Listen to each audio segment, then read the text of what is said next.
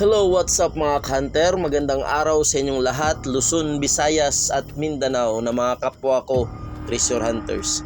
Sa araw na ito mga ka-hunter ay muli binalikan natin yung treasure muhon na nakita natin nung nakaraan, na kung saan ay nakuha na natin ng compass code at saka na-remap din natin yung area mga ka-hunter.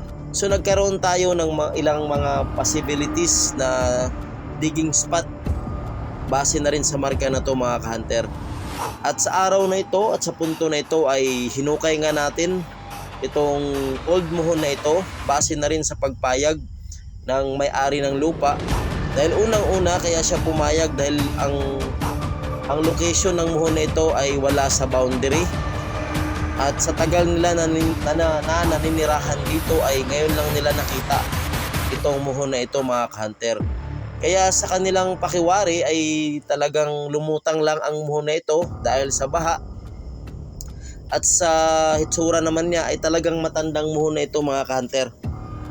So hindi natin talaga lubos ma-perfect yung eksaktong petsa ng muhon na ito, or ito ba ay gawa ng mga Hapon or gawa lamang ng mga sinaunang Pilipino. So titingnan natin kung ano yung nasa ilalim nito mga ka-hunter. Kaya sinubukan namin itong hukayin at kung gaano ito kahaba mga ka-hunter.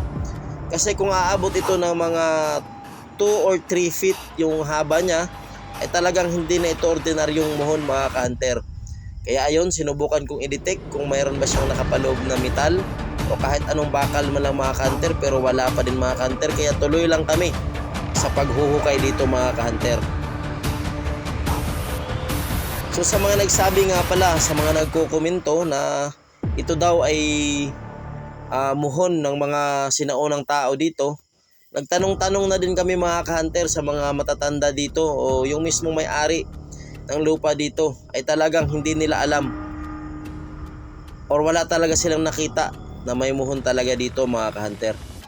At nakakainganyo lang siyang hukayin kasi nga yung history ng lugar ay dati itong old Japanese school. So malapit talaga. Dito talaga naglalagi yung mga Hapon o mga ka-hunter. At ayun nga, natanggal na natin mga ka-hunter. Kaya tinulungan ko ng alisin sa butas para makita kung gaano ito kahaba mga ka-hunter. So estimated mga ka-hunter, almost 2 feet itong muhon na ito. Tingnan ko kung may marka sa ilalim, pero wala akong nakita na kahit anumang marka mga ka-hunter. Kaya ayun, para talagang mapatunayan, ma-prove kung ano, ay sa bigat naman niya mga ka-hunter ay medyo mabigat-bigat talaga. Kaya inulit ko na naman tong i-detect ng metal detector sa pangmababaw na metal detector lang.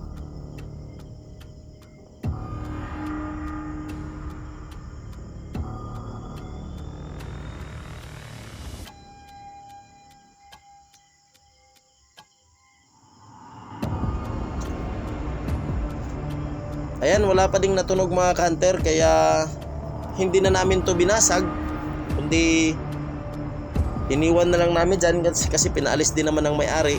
Ang gagawin namin mga ka-hunter ay maghuhukay kami doon sa tinuro ng mga sign na nakapaloob dito mga ka-hunter.